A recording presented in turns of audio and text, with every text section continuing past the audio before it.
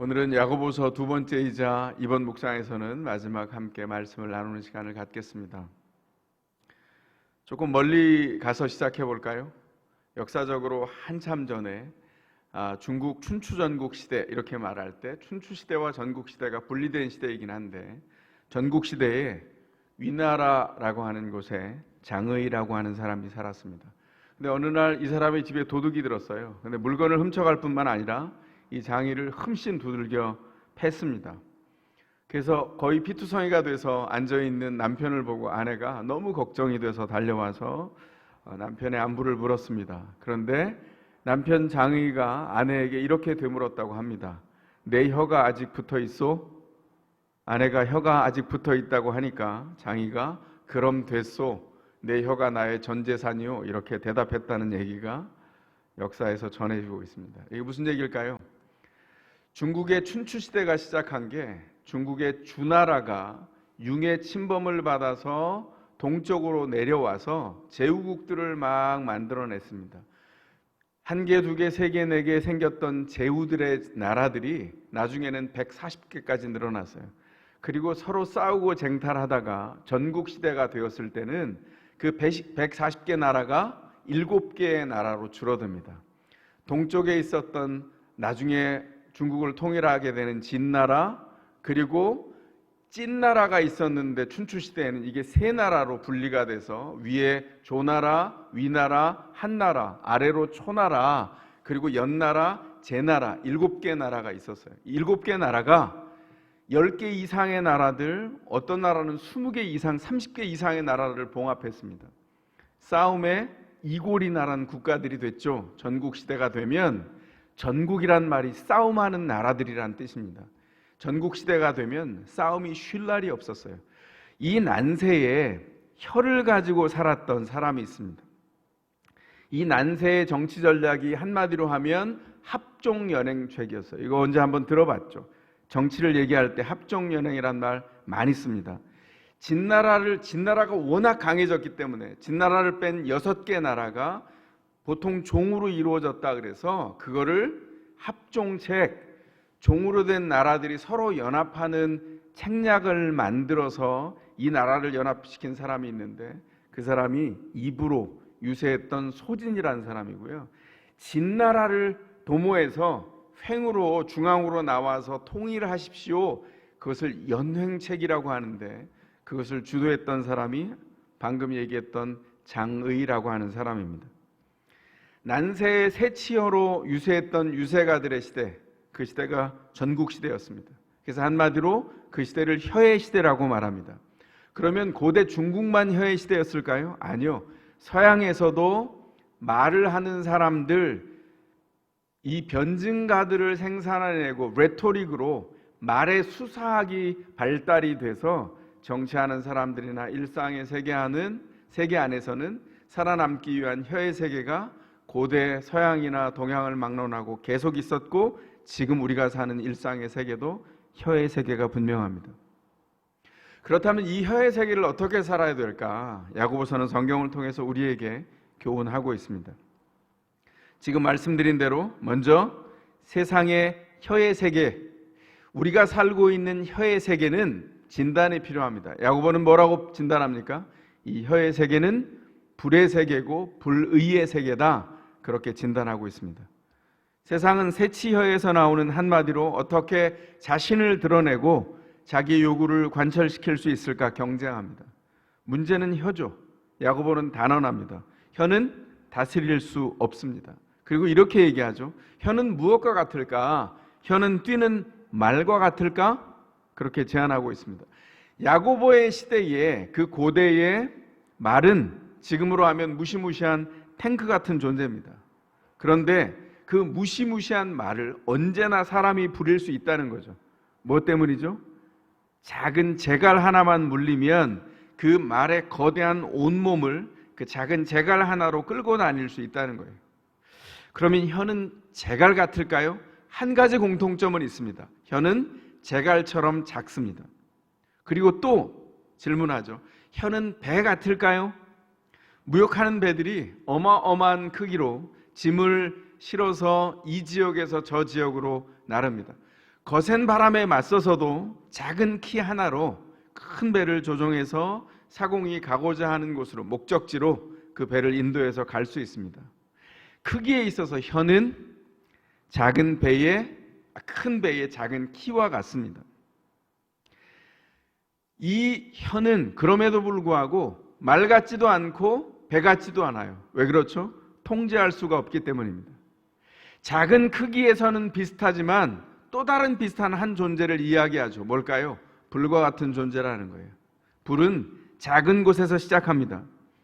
불이 작은 데서 시작하지만 큰 숲을 태우는 것과 같이 혀는 작지만 불과 같은 성질을 가지고 있어서 다루는 것을 잘못하면 온몸, 온 생의 수레바퀴를 불태울 수 있다. 그래서 단언합니다. 혀는 불이다. 이렇게 말하고 있죠. 지금 미국 캘리포니아가 산불로 몸살을 앓고 있습니다. 사진을 한번 보여주시겠어요? 지금도 산불이 꺼지지 않고 있어요. 지금 산불이 계속 캘리포니아에 나니까 이게 지금 샌프란시스코 금문교인데요. 금문교가 온 하늘과 온 천지가 붉게 물들었습니다. 제가 살 때에도 이걸 한번 경험했거든요. 제가 사는 곳에서 300km 이상 떨어진 곳에서 산불이 났는데 온 하늘이 저렇게 벌겋게 불타고요. 그리고 코에 그 나무가 타는 냄새가 진동을 합니다. 문을 열 수가 없어요. 큰 아궁이 속에 들어와 있는 것 같은 착각을 경험했습니다. 근데 지금 이 산불이 꺼지지 않고 있습니다. 어느 정도냐면 서울 면적의 20배가 벌써 탔고요. 대기의 질이 급격하게 나빠져서 호흡이 어려워서 건강에 위협을 받고 있다고 합니다. 무시무시한 일이죠. 혀가 마치 이 불과 같다는 겁니다. 말은 온몸을 더럽힙니다. 말에 실수가 많은 인생의 결과가 이러하다는 겁니다. 그렇다면 신자가 이 불의한 혀의 세계에서 어떻게 살아갈 수 있을까요? 야고보가 이렇게 권면합니다. 두 번째, 혀의 세계에 들어갈 때는 위에서 오는 지혜를 구하라. 그렇게 야고보가 우리에게 권면하고 있어요.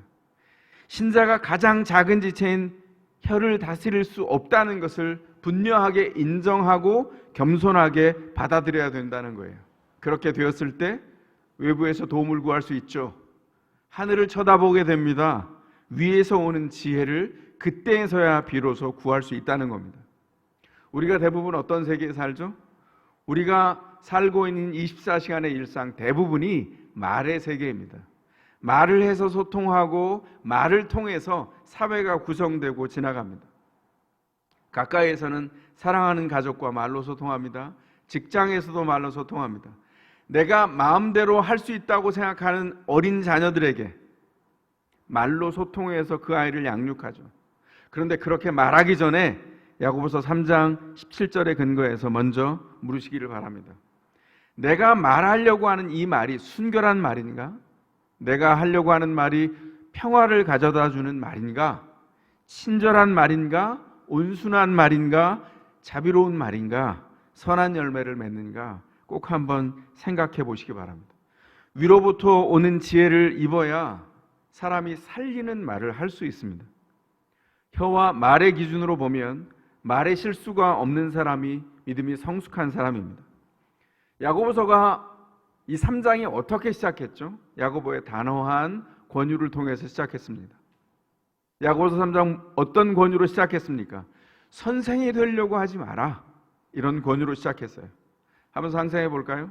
학교에서 선생님은 학생들의 온 세계입니다.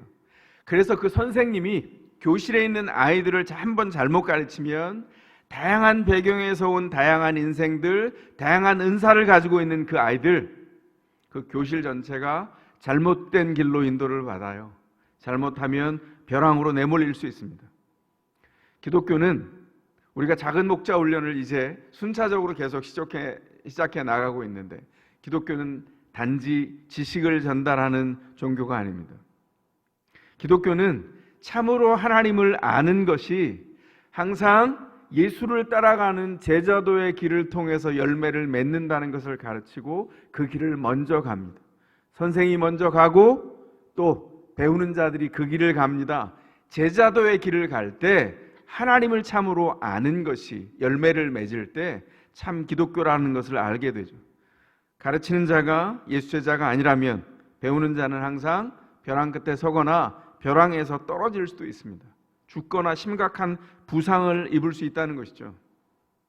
우리가 직업으로 선생님이 되지 않는다고 해도, 우리가 의도하지 않아도 우리는 어느 곳에서나 위치와 역할을 따라서 자주 선생 노릇을 하게 되어 있습니다. 공교롭게 가까운 사이일수록 그런 선생 노릇을 많이 하게 된다는 것이죠. 제가 오래전에 목회지에서 있었던 일입니다. 절친한 교우 두 분이 계셨어요. 한 분은 권사님이시고 한 분은 집사님이셨는데 나이도 갑장으로 동갑이고 키우는 자녀들도 엇비슷해서 각별하게 친하게 지냈습니다. 그러던 어느 날 권사님 가정에 불행이 닥쳤어요. 위에 딸, 아래 남매 이렇게 두 아이를 키우셨는데 아들이 갓 20이 넘었을 때 아이가 심장마비로 권사님이 아이를 가슴에 묻는 일이 생긴 겁니다. 누구도 위로할 수 없는 갑작스러운 변화가 이 가정에 찾아왔습니다. 그때 절친 집사님이 권사님을 찾아와서 위로의 말을 건넸습니다. 이렇게 위로했습니다. 괜찮아. 누구나 다 겪는 일이야. 잘 견디자. 그렇게 얘기를 했어요. 이 집사님의 이 말은 진심이었습니다. 문제는 이 말을 받는 권사님에게는 위로가 아니라 날카로운 칼이 되어서 마음을 찔렀다는 것이 문제였습니다. 권사님은 몇 년 동안 이 말을 끙끙 가슴에 끌어안고 오랫동안 깊은 상처를 핥았습니다. 이유는 위로해야 할 친구가 선생 노릇을 했기 때문에 이런 일이 벌어진 거죠. 하지만 이 권사님은 그 친구된 집사님과 관계를 깨지 않았습니다. 그 이후에도 계속해서 두 분은 절친 관계로 남아 있었어요. 3년이 지났습니다. 이번에는 그 절친 집사님이 비슷한 이유로 아들을 잃었습니다. 아픔을 주체할 수 없어 할 때 가장 먼저 달려간 사람은 먼저 아들을 가슴에 묻었던 그 권사님이셨습니다. 그분은 친구인 집사님을 보자마자 조용히 부둥켜 안았습니다. 그리고 소리 없이 울었습니다.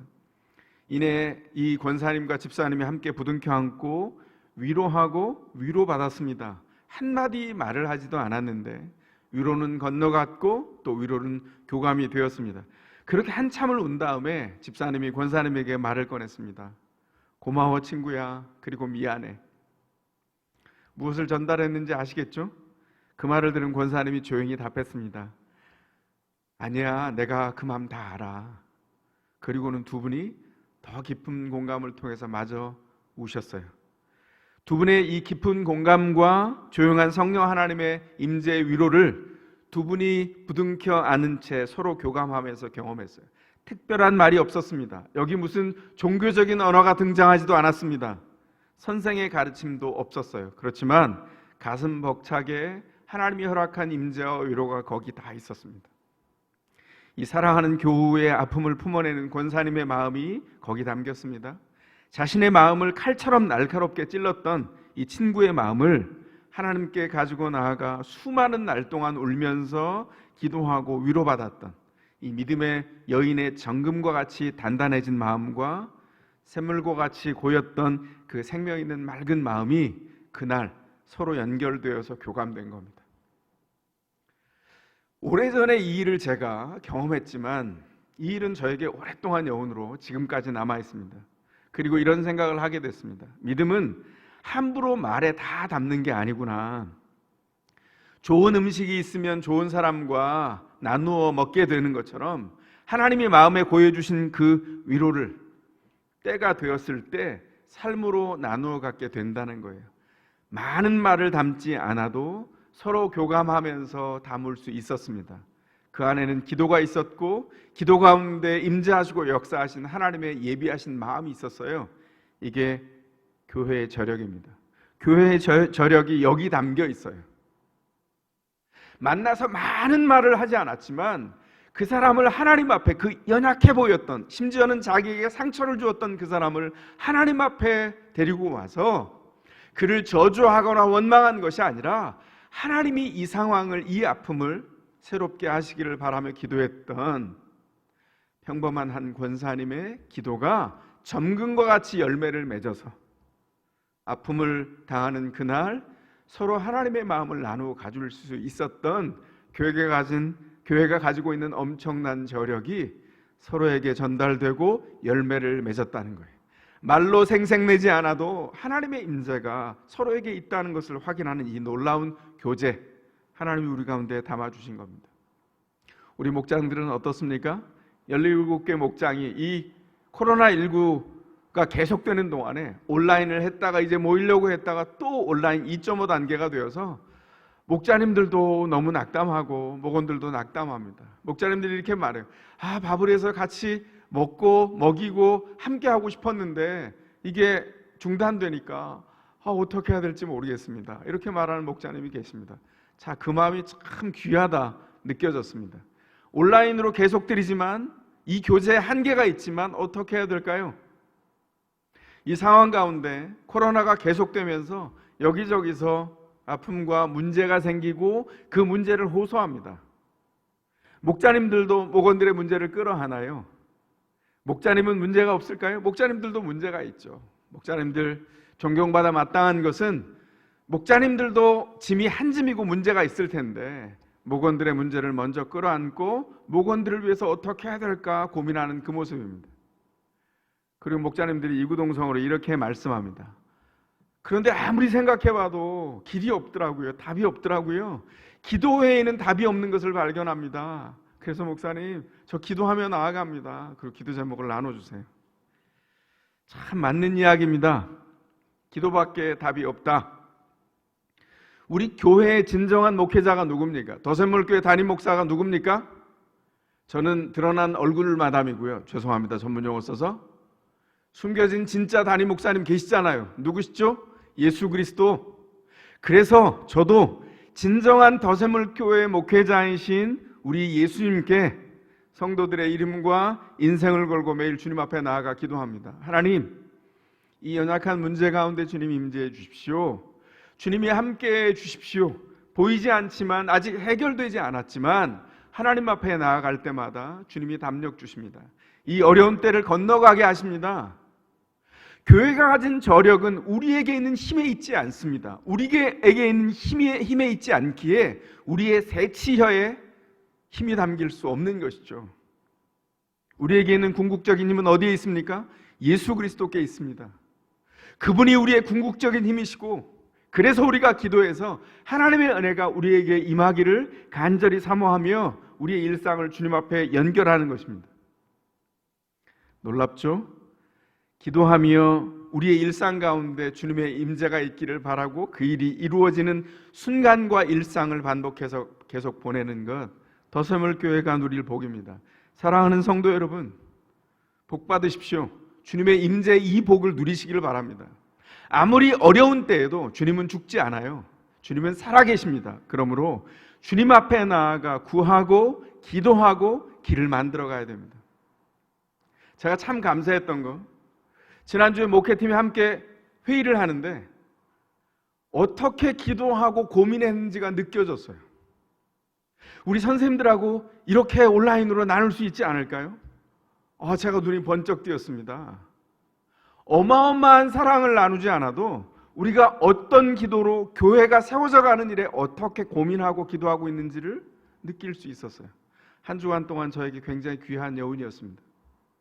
그리고 가만히 생각해 보니까 길이 많더라고요. 그래서 이번 한 주간은 일어날 때마다 감사했어요. 제가 지난주에 고백했죠. 저도 코로나 블루로 힘들다 이런 생각이 들었다고요. 그런데 주님께서 살아계셔서 주님께 길을 물으면 거기에 수많은 길이 있는 것을 발견합니다. 여러분 개인에게 그리고 연결되어 있는 교회에 그 길을 열어주시는 주님의 은총 안에서 힘을 내시기를 바랍니다. 하나님이 그 길로 우리를 인도해 가실 겁니다. 사랑하는 성도 여러분, 복 받으세요. 그 임재가 저와 여러분에게 열려있는 길입니다. 위로부터 오는 지혜를 구하시기 바랍니다. 우리가 혀의 세계, 이 불의 세계, 불의의 세계에 들어가서 시험 들지 않고 주님의 은혜를 누리는 길은 단 하나입니다. 위로부터 오는 지혜를 구하여 말하기 시작하고 소통하는 것입니다. 그러므로 위로부터 오는 지혜를 구하는 말하기를 제가 여러분에게 제안하겠습니다. 하나, 사람을 담아내는 듣기를 먼저 하셔야 됩니다. 우리가 잘 말하기 위해서 먼저 할 일은 사람을 담아내는 듣기를 먼저 하는 일입니다. 잘 듣는 사람은 소금을 치듯 관계를 부패시키지 않고 생명 있는 말을 할 준비를 시작합니다. 3F 경청이라는 게 있어요. F로 첫 자가 이니셜인 3F. 첫째는 팩트, 듣기입니다. 사실을 듣는 일입니다. 두 번째가 feeling, 듣기입니다. 그 사람의 마음을, 감정을 이입해서 듣는 것입니다. 세 번째가 focus, 핵심을 듣는 것입니다. 3F 뭐라고요? 팩트, 사실 듣기. 두 번째 feeling, 감정 듣기. focus, 핵심을 듣는 것. 이 세 가지를 어떻게 적용할 수 있는지 제가 한번 예를 들어 보겠습니다. 우리가 직장에 갑니다. 직장에서 공동 프로젝트, 어떤 프로젝트가 시작됐어요. 각 팀의 사람들이 모여서 회의를 합니다. 회의가 다 끝난 다음에 내 직장의 후배 하나가 와서 선배인 나에게 얘기를 합니다. 불만을 막 털어놓습니다. 아, 선배, 다들 생각이 있는 건지 없는 건지 진짜 모르겠어요. 협업을 할 거면 맡은 일을 제대로 해야 될 거 아닙니까? 이거 뭐 하는 둥 마는 둥 회사가 시켜서 하는 거예요? 자기가 맡아야 될 임무가 있잖아요. 한심해 죽겠어요. 만약에 후배가 이렇게 말한다면 직장 안에서 선배인 여러분은 어떻게 말해주는 게 좋을까요? 네가 참아, 이렇게 말할까요? 아니면 웃긴 놈이네 그놈, 이렇게 맞장구를 칠 수도 있겠습니다. 누가 문제야? 너 괴롭힌 놈 누구냐? 내가 해결해 줄게. 이렇게 호기 있게 개입을 할 수도 있겠어요. 이게 바른 개입일까요? 한편으로 그냥 한 번 시원할 수는 있는데 전혀 문제가 해결되지 않습니다. 경청은 듣는다는 건 허락 없이 나아가지 않겠다는 뜻입니다. 상대가 말하는 키워드를 듣고 감정을 헤아리고 직접 말하지 않는, 말은 했지만 직접 말하지 않는 숨겨진 핵심이 거기 있는데 그것을 찾아내는 것이 듣기입니다. 그럼 이렇게 말할 수 있는 거죠. 그 사람이 맡은 일을 제대로 해오지 못했구나. 이건 지금 어떤 겁니까? 팩트의 기준은 지금 현재 회의에 들어가서 그 프로젝트를 준비하는 동안에 누군가에게 상심이 됐는데 그 사람이 맡은 일을 제대로 해오지 못했네, 이렇게 말해서 말한 걸 공감해 주는 거죠. 팩트 공감을 하는 거예요. 사실 듣기를 했습니다. 야, 답답했겠네. 열불 터지네. 화가 났겠어. 이렇게 말하는 건 뭐죠?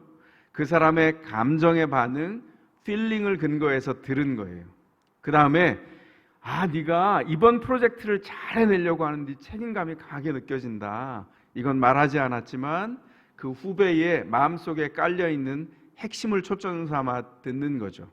이건 말하고 맞장구를 쳤지만 사실 말한 게 아니라 들은 겁니다.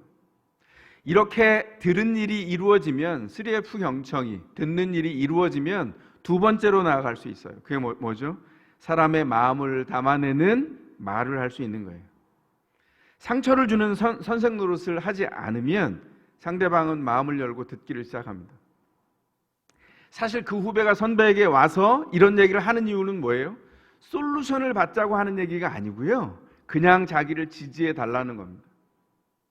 이렇게 들으면 마음을 열었어요. 들을 수 있어요.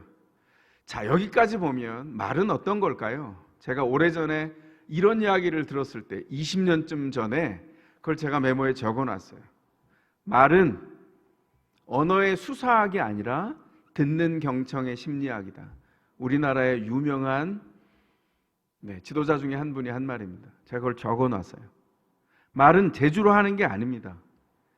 아까 유명한 분이 했던 말을 요약하자면 말은 재주로 하는 게 아니라 사람을 담아내는 마음으로 하는 게 말입니다. 그러면 뭐가 빠져야 되죠? 말을 논리로 꽉 채우면 그 말은 폭력이 돼요. 가장 가까운 부부관계에서 얼마나 많이 이런 실수를 합니까? 대부분 남편들이 실수하죠. 남편들은 저녁에 퇴근했을 때, 요즘은 재택을 하니까 조금 달라졌겠지만 퇴근했을 때 아내가 하는 말을 잘 듣기 어려워합니다. 아내도 직장 안에서 있던 일을 나눠야 되는데 아내는 남편보다 2배 이상 말을 하죠. 그건 우리가 구조가 달라서 그렇대요.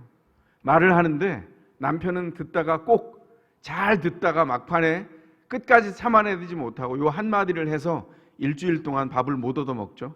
그 관계 안에서 계속해서 빌어야 되는 상황이 연출됩니다. 뭡니까? 그러니까 뭐야? 핵심이 뭐야? 요약을 해서 정리해봐. 이렇게 말해요.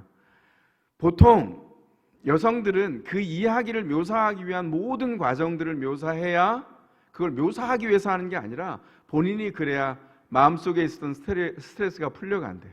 남자들은 보통 어떻게 하죠? 요약해서 정리해서 주는 걸 원해요. 근데 다름을 인정하지 않기 때문에 어떤 일이 벌어지냐면, 그러니까 요약해서 얘기해봐. 뭐가 이렇게 장황해? 결론이 뭐야? 뭐 이렇게 말합니다. 그러면 말하지 말란 얘기예요. 나 듣기 싫어, 너무 피곤해 라고 말하는 걸로 상대방은 들을 수밖에 없습니다. 말을 논리로 꽉 채워놓으면 상대방이 깃들 방법이 없죠. 상대방은 이렇게 메시지를 전달받습니다. 의도하진 않았지만 말로 나를 이기려고 하네, 나를 꺾으려고 하네, 내가 무시당했네. 그래서 말 안에 논리로 가득 채우면 상대방이 깃들 자리가 없어요. 그리고 마음이 상합니다. 그래서 말을 할 때 사람이 머물 공간을 비워둬야 돼요. 그러면 상대방이 말할 기회를 줍니다. 그 말할 기회를 줄 때 말할 수 있게 되는 거죠. 제가 이렇게 말하니까 말하기에 전문가 같죠? 전혀 그렇지 않다는 거 여러분 아십니까? 제가 이걸 이루어서 말씀드리는 게 아니라 저를 포함해서 성경이 말하듯이 말에 실수 없는 사람은 단 한 사람도 없습니다. 그래서 우리가 매 순간 위로부터 오는 지혜를 구해야 돼요. 이 말씀의 근거에서 오랫동안 누적되었던 이 말은 이렇게 하는 것이 실수가 적다 말한 부분을 제가 여러분에게 소개한 겁니다. 그리고 제가 이 강단에서 내려가면 저도 여러분과 똑같이 분투하며 이 말의 세계에 들어가서 절제하고 훈련하고 위로부터 오는 지혜를 구하면서 새롭게 말의 세계를 정금과 같이 만들어 가야 되겠죠. 모든 세대가 말을 잘 담아내지 못해서 자기가 가지고 있는 진심을 어떻게 전달하냐면 상처로 전달합니다. 칼로 전달합니다. 찌르고 아프게 합니다. 제가 오래전에 저희 둘째 딸을 키울 때 관계 안에서 상처를 주는 말이 되어서 아이를 가르치다가 구호로 만들었던 게 있어요. 그게 뭐냐면 예쁜 마음은 예쁜 그릇에, 예쁜 마음을 예쁜 그릇에. 그리고는 제가 잊어버렸습니다. 그런데 작은 딸이 대학에 들어갔을 때 어느 날 가정예배를 마친 어느 때 딸이 이렇게 질문했어요. 아빠, 이 말 기억하세요? 예쁜 마음을 예쁜 그릇에. 제가 불현듯 기억이 났어요. 그걸 아직도 기억하니? 제가 그걸 어떻게 잊겠어요? 그렇게 얘기했습니다. 생각난 이후에 여운이 이렇게 마음에 감사로 남아있는데, 제가 학교에서 중학교 가장 어린 학년 아이들 한 반에 문제가 생겼다는 것을 선생님으로부터 들었어요. 선생님이 도움을 요청했습니다. 그래서 제가 그 반에 시간을 비워서 1시간 아이들과 나누기 위해서 교실로 들어가는데 빈손으로 안 가고 맛있는 그때 나온 신상 크림빵과 딸기 우유를 사가지고 그 반에 들어갔습니다. 아이들 숫자별로 다 나눠주고 먼저 빵과 우유를 맛있게 먹었어요. 얼굴에 크림을 묻히고 아이들 너무 신났습니다. 오후에 딱 힘 빠질 때였거든요. 제가 인기를 끌었겠죠. 그래서 아이들이 빵을 먹고 딸기 우유 달콤함에 취해가지고 이렇게 마음이 열려 있을 때 제가 이야기를 했어요. 그 빵 우유를 사간 이유가 있었습니다. 아이들한테 이렇게 물었습니다. 다 먹고 지금 만족한 아이들에게 가장 먹고 싶은 게 뭐니? 어른들은 먹는데 무슨 먹은 얘기를 하냐 이렇게 생각하는데 우리 아이들은 열정이 그침이 없습니다. 먹는 일에 있어서 더욱 그렇죠. 먹고 나서 만족하는데 정말 먹고 싶은 게 뭐니? 이렇게 물었더니 아이들이 이구동성으로 얘기하는 1위, 2위가 있었어요. 뭘까요? 떡볶이와 불고기였습니다. 그렇구나. 그리고 아이들과 함께 이렇게 얘기했어요. 상상하게 했습니다. 얘들아, 선생님이 너희를 우리 집에 초청한 거야. 그리고 아이들을 우리 집에 초청한 것처럼 상상하게 했어요. 애들이 눈빛이 반짝반짝거리고 침이 꼴깍꼴깍 넘어갔습니다. 자, 너희가 식탁에다 앉아있어. 기다리고 있는데 선생님이 너희가 원하는 불고기를 지금 해주고 있는 거야. 소리를 막 냈습니다. 분위기를 만들고 소리 그리고 냄새가 진동을 하는데 애들이 침이 꼴깍꼴깍 넘어가요. 우와, 불고기가 내가 한 것 중에 제일 맛있게 됐네. 너희는 다 식탁에 둘러앉아 있어. 얘들아, 다 됐다. 이제 불고기 먹자. 그랬더니 애들이 와 이래요. 그래서 큰 후라이팬에 맛있게 지금 요리한 불고기를 너희 가운데 가져가서 내가 식탁 위에 그릇도 없이 콱 엎어놨어. 그랬더니 아이들이 이래요. 왜 놀랬어? 놀란 걸 말로 표현해봐. 그랬더니 한 아이가 이렇게 얘기했습니다. 먹을 수 없잖아요. 왜 먹을 수 없지? 아이가 이어서 얘기했어. 다른 아이가 그릇에 담기지 않았어요. 그래, 너희들이 말이 맞다. 선생님이 저에게 이야기했던, 도와달라고 했던 가장 중요한 내용이 뭐냐면, 아이들이 너무 어려서 사랑하고 친구가 되고 싶은 진심을 서로 다투거나 상처 주는 말로 전달받았기 때문이에요. 그래서 너희가 하는 말이, 친구를 사랑하는 그 마음이 이렇게 맛있게 만들어진 불고기와 같은데, 너희의 말에 담겨진 예쁜 그릇에 담겨지지 않으면 그건 먹을 수가 없는 음식처럼 친구가 받을 수 없는 것이 돼. 너의 마음은 헛된 것이 될 거야. 슬프지. 아이들이 끄떡끄떡 하더라고요. 그때 얘기했습니다. 얘들아, 따라해라. 예쁜 마음을 예쁜 그릇에, 예쁜 마음을 예쁜 그릇에. 아이들이 따라했습니다. 예쁜 마음을 예쁜 그릇에 담는 것, 주님께서 모든 신자에게 원하시는 거예요. 그게 늘 그렇게 담길까요? 아니요, 그렇지 않습니다. 저도 자녀들과 대화할 때도 수도 없이 실수합니다. 제 아내는 지적하지 않지만 제 자녀들은 지적해요. 아빠, 이 말씀은 잘못됐습니다. 저 즉시 사과합니다. 왜냐하면 그것은 내 의도가 아니었지만 내가 모르는 순간에 의도와 다른 방법으로 전달됐어요. 저에게 지적을 할 때 저는 이렇게 받은 거예요. 기분 나쁠 수 있잖아요. 전 기분 나쁘지 않았습니다. 왜 기분이 나쁘지 않을까요? 첫째, 그 지적은 저의 존재를 거부하는 지적이 아니라 저의 행동이나 말에 담겨 있는 그 말 본세를 잘못된 말이에요 라고 지적한 것이기 때문에 그 말을 바꾸면 되잖아요. 불쾌할 일이 없습니다. 그런데 이 일이 무수한 연습이 가해져야 이루어질 수 있다는 것을 알아야 돼요.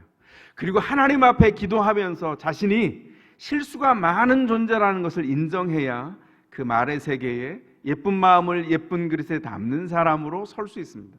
더스물교회 모든 성도들에게 권유합니다. 말의 세계에 들어갈 때 위에 있는 지혜를 구하면서 예쁜 마음을 예쁜 그릇에 담아내는 성도들이 다 되시기를 축복합니다. 야고보가 앞서서 이렇게 권면했습니다.